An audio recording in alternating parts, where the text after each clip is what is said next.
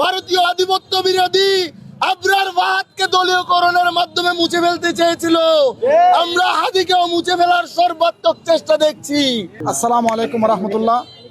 আমরা আমাদের অনেক যোদ্ধাদেরকে হারিয়েছি। আমরা আসলে এই যোদ্ধাদেরকে আমরা হারিয়ে আমাদের বিচার এখনও আমরা বিচার পাই নাই।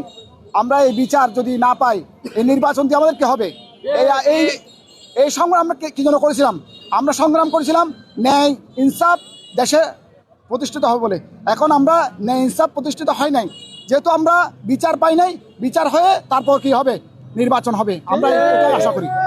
প্রিয় সংগ্রামী বন্ধুগণ, আপনারা জানেন গত ফ্যাসিস্ট সরকারের আমলে যখন আমাদের কোনো ভাই বা কোনো বিপ্লবী যখন আওয়ামী লীগ ফ্যাসিস্ট সরকারের মাধ্যমে শহীদ বা নিহত বা গুম হতো, তখন ফ্যাসিস্ট শেখ হাসিনা তার গণভবনে নিয়ে গিয়ে তাদেরকে সান্ত্বনা দিত। আমরা দেখেছি আমাদের ভারতীয় আগ্রাসন বিরোধী সংগ্রামী প্রিয় শহীদ ওসমান হাদি ভাই যখন শহীদ হয়েছিল, তখন তার ফ্যামিলিকে আমাদের বিপ্লবী সরকার কর্তৃক পরিস্থিতি সরকার, আমাদের ইউনিট সরকার তার ফ্যামিলিকে বাড়িতে নিয়ে গিয়ে তাদেরকে সান্ত্বনা দিয়েছিল। আমরা কোনো ধরনের সান্ত্বনা চাই না। আমরা চাই আমাদের প্রত্যেকটা শহীদের বিচার যেন নিশ্চিত হয়।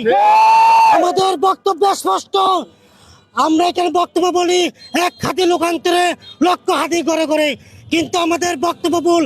আমরা বলবো এক হাতি লোকান্তরে লক্ষ হাতি লড়াই করে। আমরা যতদিন হাতি ভাইয়ের শহীদের রক্ত আমরা কোনোদিন বৃথা যেতে দেব না। আমরা অবশ্যই হাদি ভাইয়ের রক্তের প্রতিটি ফুটার আমরা বিচার নিশ্চিত করবো। আমি বন্ধুরা, আমরা বলতে চাই প্রশাসনের যারা পেশিস্টদের গোলাম আছে, প্রশাসনের যারা পেশিস্টদের অনুসারী আছে, তাদেরকে চিহ্নিত যেন করা হয়। নির্বাচনের আগে তাদেরকে চিহ্নিত করে তাদের জন্য বিচার নিশ্চিত করা হয়। এবং আমরা আর কোনো হাদিদেরকে হারাইতে চাই না। আমরা আর কোনো হাদিদের জীবন চিনিয়ে নিতে চাই না। এজন্য আমরা সকল জুলাই শহীদদের বিচার নিশ্চিত করার আহ্বান জানিয়ে আমার সংক্ষিপ্ত বক্তব্য এখানে সমাপ্ত করতেছি। বিনীতভাবে অনুরোধ করছি। আউযু বিল্লাহি মিনাশ শাইতানির রাজিম। বিসমিল্লাহির রহমানির রহিম।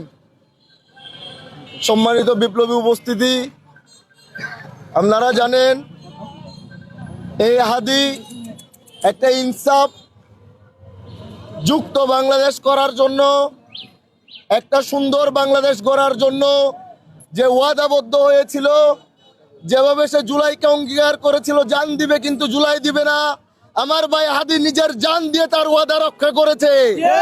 আমরা হাদির জানাজায় দেখেছি লক্ষ লক্ষ জনতা ঢাকা ছুটে গিয়েছে শুধুমাত্র হাদি ভাইয়ের স্মরণে। কিন্তু নির্দিষ্ট রাজনৈতিক দল রাজনৈতিক এজেন্ডা বাস্তবায়নের জন্য জনগণের আবেগকে দলীয়করণ করার সর্বাত্মক চেষ্টা চালিয়ে যাচ্ছে। আমরা দেখেছি ভারতীয় আধিপত্য বিরোধী আবরার ওয়াহাদকে দলীয়করণের মাধ্যমে মুছে ফেলতে চেয়েছিল। আমরা হাদিকেও মুছে ফেলার সর্বাত্মক চেষ্টা দেখছি। আমরা আমাদের ভাই আবরার থেকে হাদি পর্যন্ত প্রত্যেক বীরকে যেভাবে মনে গেঁথে রেখে দিয়েছি, আমরা জানাতে চাই তাদেরকে জেনারেশন টু জেনারেশন আমরা ক্যারি করে নিয়ে যাব। ইতিহাস থেকে মুছতে দিব না ইনশাআল্লাহ। আমাদের লাখ লাখ যেসব ভাইয়েরা শপথ নিয়েছিল আমরা হাদি হব, আমরা হাদি হত্যার বিচার আদায় করব, আমি তাদের উদ্দেশ্য করে বলতে চাই, আমার ভাইয়ের হাদির যে শপথ ছিল, আমার ভাই হাদির যে আকাঙ্ক্ষা ছিল, তার শাহাদাত যেভাবে কবুল হয়েছে, আমাদের সে দৃঢ় প্রত্যয়ে নামতে হবে যেন হাদি হত্যার বিচার এদেশে একটা সুষ্ঠু বিচারের মাধ্যমে নব্য বাংলাদেশ গড়ার প্রথম ধাপ হয়ে যায়। আমরা প্রতিদিন রাজপথে এই বিচার করে দাঁড়াতে চাই না। আমরা জাস্টিস বলে গলা পাল্টাইতে চাই না। আমরা চাই হাদির সেই ইনসাফের বাংলাদেশ হবে যেখানে কারো চিল্লিয়ে বিচার চাইতে হবে না, প্রত্যেকেই তার বিচার পেয়ে যাবে। হাদি ভাইয়ের বাসায় তার শত্রু তার জন্য ইনসাফ বুঝে পাবে।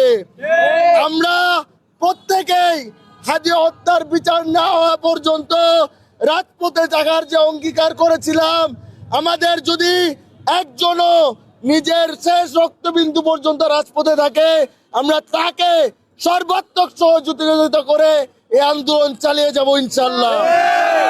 ইনসাফের পথে থাকলে জীবন দিয়ে দিলেও দেশ সাথে থাকে।